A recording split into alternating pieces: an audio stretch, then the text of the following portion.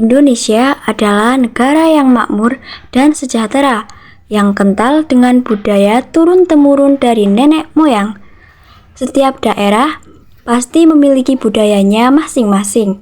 Salah satunya adalah Kabupaten Banjarnegara yang kental dengan budayanya. Budaya di Banjarnegara ada banyak beragam. Salah satunya adalah batu bata dari Desa Panggisari, Kecamatan Mandiraja. Itu bukan dari daerah Panggisari awalnya ya, bukan dari daerah Mandiraja, tapi itu dari Tasik Malaya, dari Jawa Barat. Jadi ceritanya itu ada orang Panggisari yang merantau di sana, di Tasik, di Jawa Barat. Terus sepulangnya dari sana tahun 80-an lah, seperti itu ya. Tahun 80-an itu kemudian mempraktekkan apa yang didapat di sana. Di Tasik itu membuat batu-batuan merah, kemudian di Banjarnegara juga langsung dipraktekkan sih.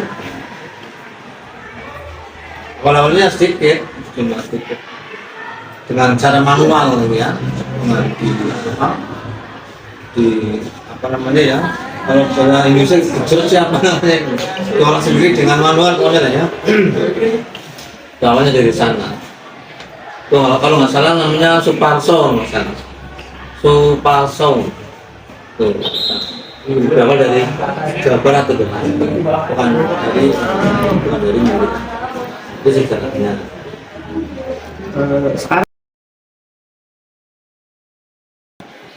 Kalau sekarang banyak banget. Kalau dihitung bisa puluhan, bahkan bisa ratusan, karena masing-masing anggota keluarga hampir ya, masing-masing rumah itu mempunyai usaha batu-batuannya. Jadi bisa dibayangkan kalau Panggisari ada 5 kardus, isinya ada 3.000 lah ya, dari si apa misalnya, diambil seperempatnya ya, 3.000 dan di seperempatnya seberapa? Kan bisa lah, ada ratusan orang yang usaha batu-batuannya. Yang Bapak kenal itu ada siapa aja? Banyak, beberapa? 5, 10, 15, 50. Mungkin 5. Ya 5 yang saya kenal ya.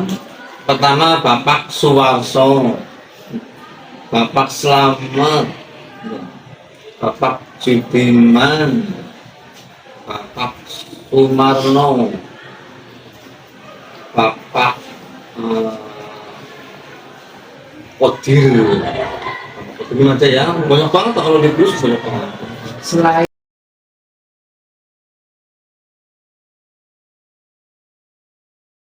Ya, rata-rata punya sampingan. Rata-rata petani sawah, rata-rata di petani bata juga sawah, juga ada yang onlinean ya, jual beli bata itu yang mengonenkan ke luar. Jadi batu-batuan mereka itu Bangisari itu sampai ke Jawa Barat, ke Temanggung sama jauh. Karena online itu dipasarkan lewat online, jadi tidak ada apa orang butuh batu bata datang langsung ke Panggisari atau ke Mandiraja itu jarang lah, rata-rata ya lewat online.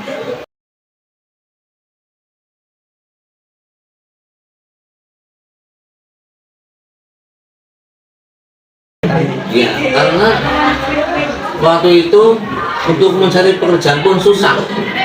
Waktu pertama-tama itu mencari pekerjaan itu susah. Sawah tidak semuanya punya sawah. Kalau merantau pun juga bingung. Merantau kurang punya keahlian ya. Membantu ke Jakarta atau kemana kan harus punya keahlian. Kita ya kurang punya keahlian. Akhirnya itu melihat ada orang yang membuat batu-batuan merah, ternyata bagus, juga banyak peminatnya.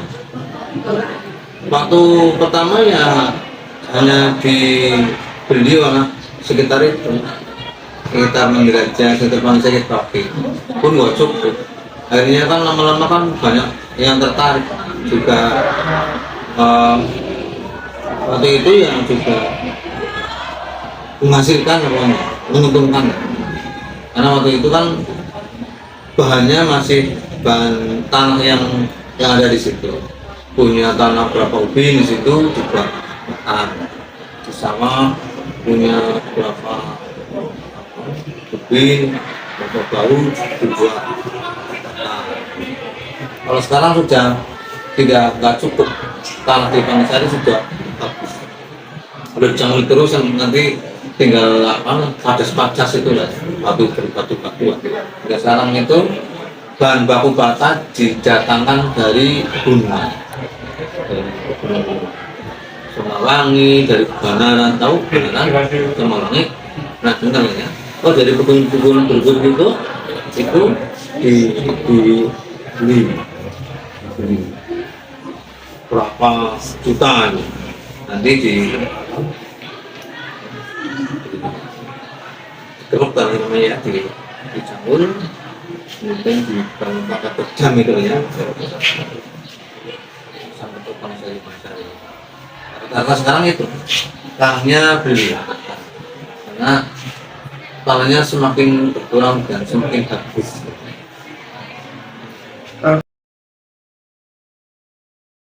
Saya sudah kecil dulu, bapak saya juga belum bata. Saya itu SD sudah mulai berbata, SD, MTS ya. Saya berhenti SMA berhenti sama kuliah berhenti. Habis kuliah sambil ngajar itu buat lagi karyawan di rumah. Dalam pun di rumah dari produksi. Jadi ngepres namanya, sekarang ngepres namanya itu. Jadi untuk sampingan ya bagus juga ya, menghasilkan.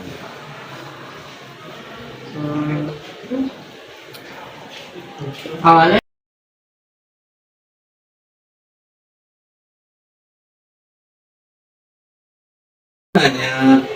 hanya memperoleh 500-700an 2 hari. Dirasa ya nggak mencukupi untuk kebutuhan sehari-hari, juga tidak mencukupi. Terus orang yang beli bakat juga banyak banget ya. Akhirnya ada orang yang bisa membuat mesin cetak itu, orang Banaran itu menjual mesin cetak, mesin pras namanya. Nah, sekarang dengan mesin pras itu bakal lebih bagus, produsen sehari itu bisa 13.000 sehari. Dulu kalau 2 hari 500-700 ya, sekarang 1 hari 13.000 bahkan sampai 15.000 satu hari. Lebih bagus, lebih halus, lebih ketor, mus, lebih segala-galanya. Kalau misalnya mau dari tembok pun langsung dicat itu juga bagus juga. Jadi sekarang produksinya luar biasa. Yang manual sedikit, yang manual yang masih punya kebun, punya sawah yang manual itu sedikit paling. Kalau membakar 1 bulan bilangnya 5.000, 7.000 sekali bakar ya. Kalau saya kan enggak, jadi bakarnya sebulan 2 kali 40.000, kalau dibakar bus. Kalau yang manual itu paling 5.000, 7.000 kan gitu. Sedikit.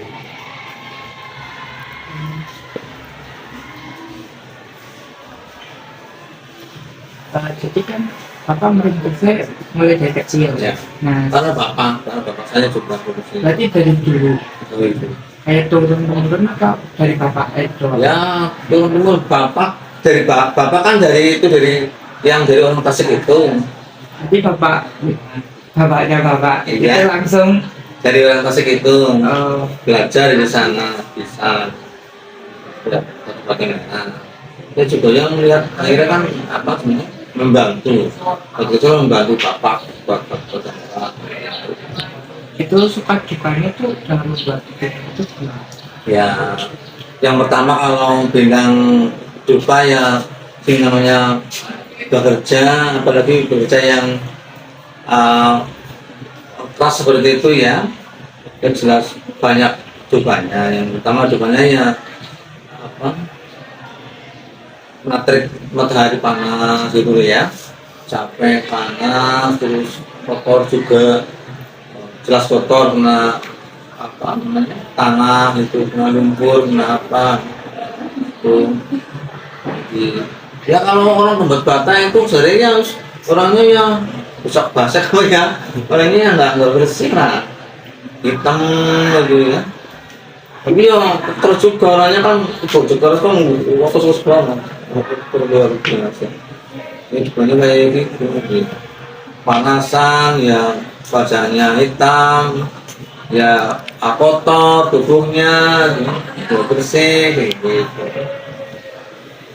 Bukan kayak gitu, supaya ya kalau pas apa laku batannya seneng gitu, bisa untuk kebutuhan sehari-hari.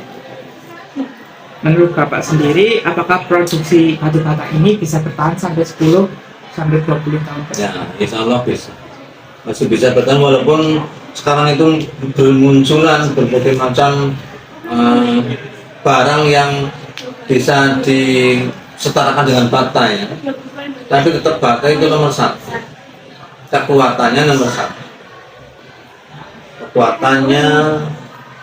Terus apa, kalau dibuat rumah kayak gitu kelihatan juga.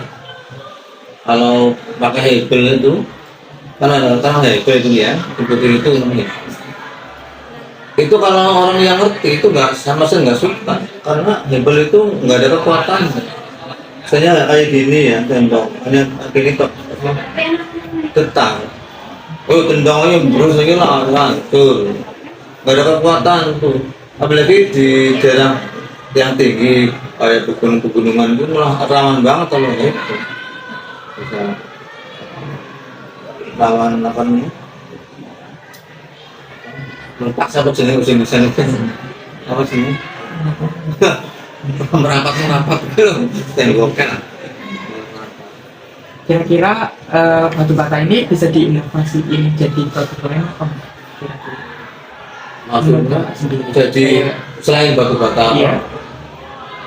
ya bisa juga sih misalnya, tapi belum pernah, saya itu belum pernah diinovasi jadi keramik kayak misalnya kan. Mungkin kayak supaya Kalau lebih menarik. iya, kalau keramik itu kan beda bahan ya, genteng ya kan, genteng beda bahan juga, keramik beda bahan juga, jadi tidak asal tanah. Kalau bata kan asal tanah bisa, kalau keramik genteng itu kan diberi tanah, ya tanah liat yang kayak lempung itu lah, bagus ya, itu lain. Mungkin bisa tapi belum pernah ya, kami itu belum pernah mencoba membuat selain produk bata gitu, dari olahan tanah yang sama. Apa harapan Bapak ke depannya mengenai produksi batu bata ini? Hanya mudah-mudahan pada berbasis ya, berbasis tidak terkalahkan dengan produk-produk dari Cina. Cina kan itu inovasinya luar biasa. Buat bata dari plastik juga bisa ya, buat bata dari plastik, dari apa-apa bisa. Mudah-mudahan kedepannya bata tetap masih tetap bertahan.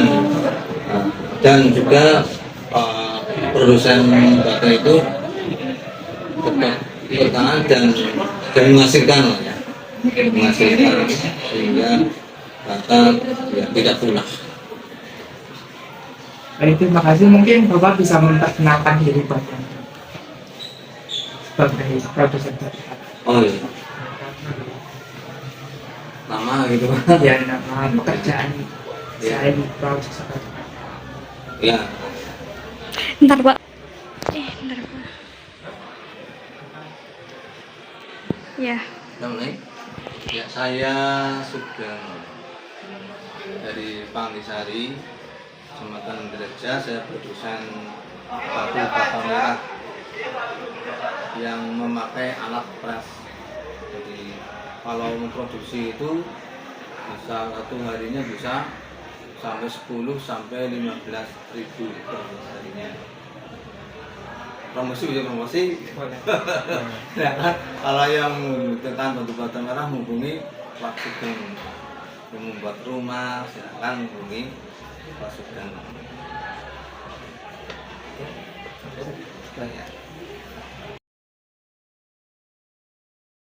Mas Waslim, pengrajin bata pres, ya, di desa Desa Blimbing. Tapi ini tempatnya kawasan Panggisari. Kalau saya asli Blimbing. Ya, berarti saya itu merantau. merantau desa. Desa. Di pulau Ropinga, saking Blimbing ini sambil niki